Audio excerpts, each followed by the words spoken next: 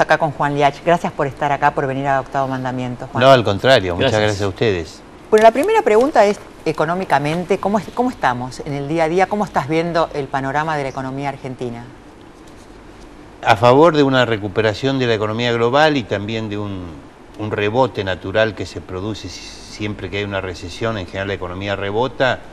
Desde el punto de vista, para empezar por lo positivo, del crecimiento o del aumento del Producto Bruto este año, vamos a estar alrededor de un 5,1% o algo semejante, es decir, bastante más de lo que se esperaba hasta hace poco, incluso bastante más de lo que dicen organismos internacionales. El consenso de latinoamericano en este momento le está dando 3,7 a la Argentina, o sea que eso es muy bueno para todos.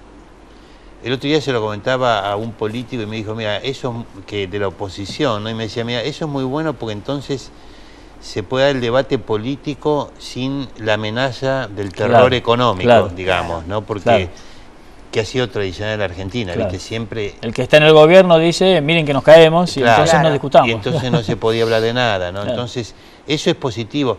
Yo creo que sería muy bueno para el país si esta crisis y la salida de esta crisis no terminara en un episodio dantesco como el 2001, como las hiperinflaciones del pasado, etcétera, ¿no? Sería una maduración. Y creo que todavía se puede evitar, digamos, un final complejo o dantesco. La principal amenaza, por muy lejos, para mí es la inflación, ¿no? Yo estoy realmente preocupado con la tasa de inflación.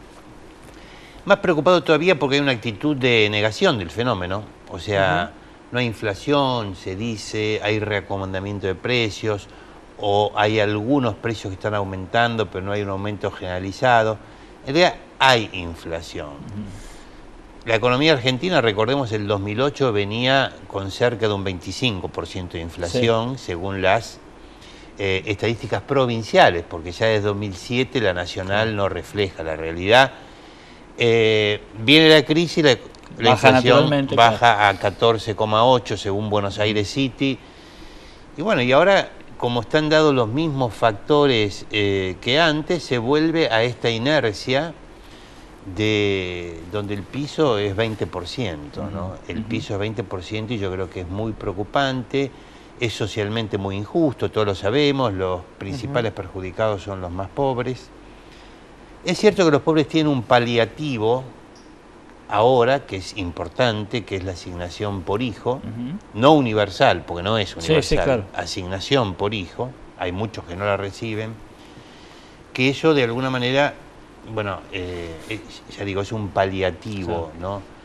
Pero es un problema realmente serio, porque, digamos, no hay un reconocimiento de la realidad y por lo tanto no hay un programa para tratar de resolver el problema, ¿no? ¿Cómo, digamos, qué puede pasar, por un lado? O sea, ¿cuál es el peligro a corto plazo, digo, más allá de que todos sabemos a largo plazo en qué desemboca la inflación, pero digamos, vista la realidad de la economía argentina hoy, ¿cuál es el peligro inmediato? Y por otro lado, ¿cómo se puede evitar? ¿Cómo se puede luchar contra la inflación? Bueno, el trimestre abril-junio va a ser muy importante porque enero y marzo son meses muy complicados del punto de vista de inflación. La mala noticia este año en realidad fue febrero, que dio más del 2%, porque febrero tradicionalmente es un mes de baja inflación. Si en abril-junio se logra que la inflación esté alrededor del 1%, estamos en un escenario. Yo creo que todavía hay alguna chance de que eso ocurra. Si está en el 1,5 más, tenemos un escenario mucho más preocupante. El gobierno en realidad tiene un programa antiinflacionario, yo diría, un poco remendado, ¿no? Pero no lo quiere reconocer porque oficialmente no hay inflación. Entonces, si yo digo que tengo un programa, es que estoy reconociendo que hay inflación. Ese programa consiste en usar el tipo de cambio como ancla. En esencia es esto, o sea, el discurso del tipo de cambio del tipo de cambio alto ya no está más, no es así, hay una muy fuerte apreciación que le está generando problemas a muchos sectores. O sea, usarlo como ancla, vos decís, es dejarlo como está, tratar de que no suba por todos los medios. O ir subiéndolo de a muy pocos centavitos, en todo caso muy por abajo de la inflación, muy por abajo de los salarios.